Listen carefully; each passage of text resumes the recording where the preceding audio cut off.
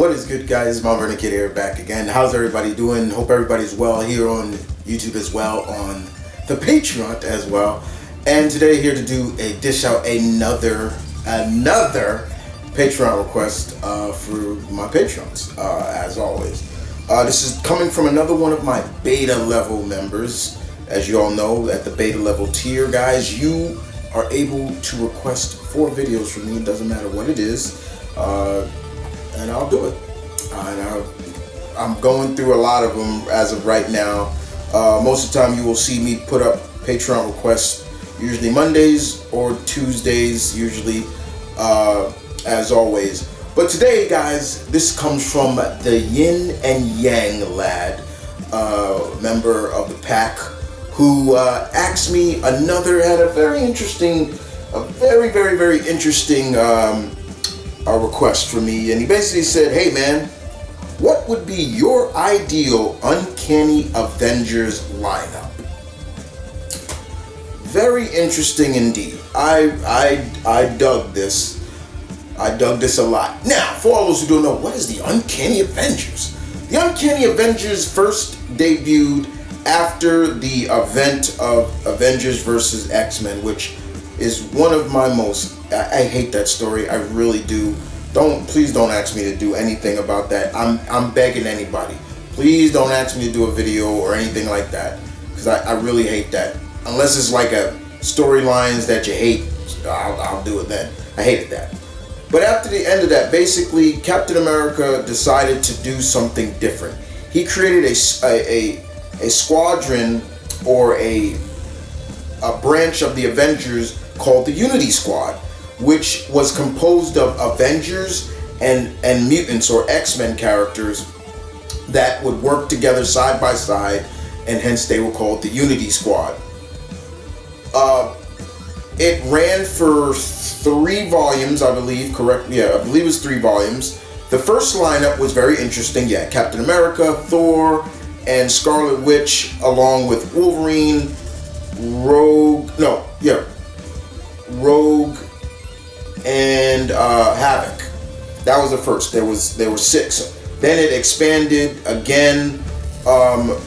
Cap was still there. Wolverine was there. Wanda, Janet, Wonder Man, and Sunfire, and people like that all came on. And I can't remember Then they did another one where the team was being funded by Deadpool, and I really didn't care too much about that too much.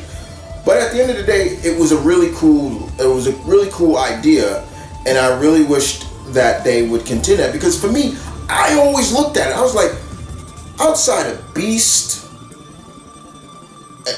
yeah, Wolverine came later, but Beast was probably the one X-Men character that was a mainstay on the Avengers. Outside of that, I'm looking at this, I'm like, man, there are other X-Men that could have been a part of the Avengers. And I just really enjoyed it. I was like, okay. So now I've heard teases that Marvel may put out another Uncanny Avengers book. If they do, you know I'm going to pick it up, because I really enjoyed that. I really enjoyed that idea, and it was really cool. So basically, when I saw this, I was like, you know what? Okay, let's do it. Who would I have? How many members would be the team? And when I think about it, I'm looking at it's called the Unity Squad. So I'm like, this team should not be very big. It should never be more than, to me, it should never be more than 8 characters on there. And that's how I looked at it. So I broke it down from 8 characters on my list of my ideal Uncanny Avengers team. So we're going to start. So I got 8 characters, 4 Avengers, or 4 characters who have been on the Avengers, 4 X-Men, or mutants in general. And I hope you guys enjoyed it, and I'm looking forward to seeing your lists, guys, as always. So let's get down to it. Let's do this. Here we go. So number 1, so let's start it off with the leader. Who would be leading the squad? And you gotta go with, and for me personally, one character that I got to have on this team is the man himself, Captain America. Yes, Cap, Steve Rogers, the Sentinel of Liberty, whatever you want to call him. You want to go to war with somebody, go into battle with somebody. You take one of the greatest leaders in Marvel history, Captain America. Everybody gets behind Cap. All the X-Men has respect for Captain America. Ain't not a one of them that don't. Not one of them. And Captain America would make number one on my list as the leader of this team. Steve is just great. It is what it is. You want leadership. You want somebody you can talk to you like a person and respect what you do, respect what you are giving to the team. Steve Rogers makes that list. So Captain America. And Cap has already been a part of him. So I was not taking Cap off this team if it was me making it. So yeah. Let's go to number 2 on the list. Number 2 on the list we go to is Hawkeye, Clint Barton. I'm a love. I love Hawkeye. Hawkeye is one of my favorite Avengers characters in general. Besides, I'm a sucker. I love bow and arrow. I love archers, and so you name an archer. I love them. So 2 of the most famous in comics being Hawkeye and Green Arrow. I love them. I love archers. Clint, at the end of the day, he's normal. He's human, and I love the fact that he's even come out and said why he trains so much, why he always try to always up his level, always tries to make himself better, is because he's on a team. When he is an Avenger, he even said, I'm on a team with a god, mutants, robots, this like that, guys that make me look inferior. So I have to play my part. That was something that he told Spider-Man once when they teamed up, and I loved it. It summed up Clint Barton so well, but I love Clint, and of course him working with Steve, it's perfect. Clint could also be like the comic relief at times because Clint's funny. He's always been funny. Raised by criminals but destined to be Avenger, and he worked out pretty well from Clint Barton, aka Hawkeye. Don't get me wrong, I like Kate Bishop too, but if I'm going with my ideal version, then we're going Clint Barton. Okay? Number 3 on the list. Next up, we're going with is Spider-Woman. Yeah, Jessica Drew. You would probably thought I'd put like Black Widow or something, but Jessica Drew is everything Black Widow is too. She's a spy. Hell, she's worked on 3 different organizations. She was like a triple agent. But I love Jessica. Jessica is smart. She's crafty. She's got the same kind of vibes as Natasha, and then more. She, even though she has spider-based powers, but then she's also got the venom blasts and things like that. She's just a cool character, and I don't think she gets enough credit that she does. Remember, she is the first Spider-Woman. She's not Julia Carpenter. Julia Carpenter was the second. Jessica Drew is the first, and probably a lot of people will say the one that a lot of people like the most. Don't get me wrong, I respect Julia Carpenter, but Jessica Drew is that character. Yes. Number 4 on the list will be kind of, you can say, the powerhouse, but also a mixture of brains as well.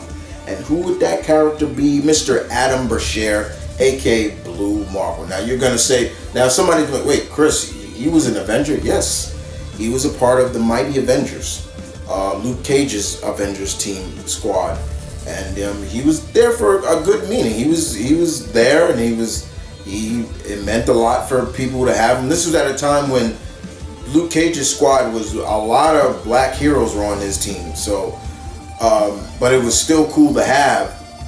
And you want a character like this because, like I said, Thor was on the Uncanny team at one point, and I love Thor, but you don't always. I give Thor a little break sometime, and if it was me, I'd throw Blue Marvel. Blue Marvel does not get enough credit or does not get enough shine in Marvel. Adam, perfect. It would be great to see. I don't think we've ever seen Cap and Blue Marvel even talk to each other or even get to know each other. I think that would be such a cool dynamic to have. So those are the 4 X-Men that may add Avengers, but who makes up the mutants on the team? Well, let's get to them. So let's keep going. That was 4. Here's number 5. Starting with the first mutant. And we have none other than Angelica Jones, aka Firestar. Now you can say, yo, Chris, come on. Like, Firestar's not a mutant. Yes, she is a mutant. If anybody out there doesn't think Firestar's a mutant, you better go ask her creator. Chris Claremont will tell you right now. Okay, this is a character that was primarily created for a TV show, but just like Harley Quinn, got adapted into the comics, the main continuity comics. Angelica is a powerhouse indeed. She is great. She has such a great friendship with 2 Marvel icons, and more importantly, she has been a part of the New Warriors. She has been a part of the Avengers. She's been an Avenger. Number 5 on the list. We are going to one of my favorite X-Men and one of the founding members of the X-Men, Robert Bobby Drake, Iceman. The Omega level mutant himself. Can you imagine the joke wars that would be going on between Bobby and Clint? That'd be some fun shit right there. I would love that. I would so love that. Iceman is one of my favorite X-Men. I've loved Iceman since the day I saw him. I just like the whole concept. Here's a guy who has sub-temperature like abilities. This man, and we didn't even know at the time that he was an Omega level mutant, but when you really get to see him shine, the man can make clones of himself. He can make giant ice. The man, if he wanted to, Bobby, and they've shown it in multiverse stories, if Bobby can create another ice age if he wanted to. That's how powerful he is. This is the same Iceman that helped with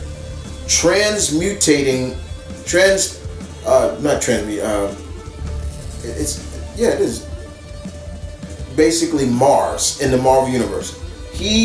Him, Storm, Magneto, all these guys, they changed the atmosphere of Mars. All these Omega level mutants did that. Bobby was right there with them doing it. Iceman gets slept on in terms of just how strong and how powerful he is. And I think personally, he's one of those X-Men that would have made a fine Avenger. He would have been great on the Avengers, and I always felt like he should have been on the Avengers. So yes, Iceman makes the list. We're going next on the next. Next on the list we go to is Piotr Rasputin, aka Colossus. Colossus, there's only been one other team I've seen Colossus on outside of the X-Men, and that was the Secret Defenders. But Colossus, yes, he's considered the muscle of the X-Men, but there's so much more to Colossus than just him being big and Russian and muscular. You know, there's so much to his character that people don't get to see. But of course, yes, he is good friends with Wolverine and Nightcrawler. He is the ex-lover, ex-fiance to, Kitty, Shadowcat. I miss that relationship. But he's also just a really good, down-to-earth guy. He's the big brother to Ilyana, aka Magic, but he's a hell of a painter too. And again, there's something right there, the painter. Could you imagine him and Steve drawing together? Steve can draw. That's another thing that they showcase more now in the comics, like Steve's artistry. Could you imagine him and Steve just drawing and painting together? It'd be great. That'd be so good. And so you have 2 powerhouses on the team. One from the air and from Blue Marvel, and then you got one from the ground. And last but not least, we're going with somebody with telekinetic telepathic skills. We're gonna have on the team Rachel Gray Summers, aka Rachel Gray Summers. The daughter of Jean and Cyclops. Everything that her mama can do, she can do. Is she as strong as her mama? No, but there have been times she has showcased. You can see where she gets her skills from. I don't want to go with somebody's typical like Jean or somebody like that, but Rachel, as of late, gets slept on too. I have not seen her in any of the X-Men books as of late. Once again, that's one of the things. There's so many X-Men characters, you can't have them in one book. But yes, Rachel makes up my list as the final member of my ideal Uncanny X-Men. She has held the Phoenix Force, just like her mama, but at the same time, she is a product of her environment, but also a product of getting out of her environment, if you understand what I mean. But yeah, that's it. So, there's my ideal lineup of an Uncanny Avengers team.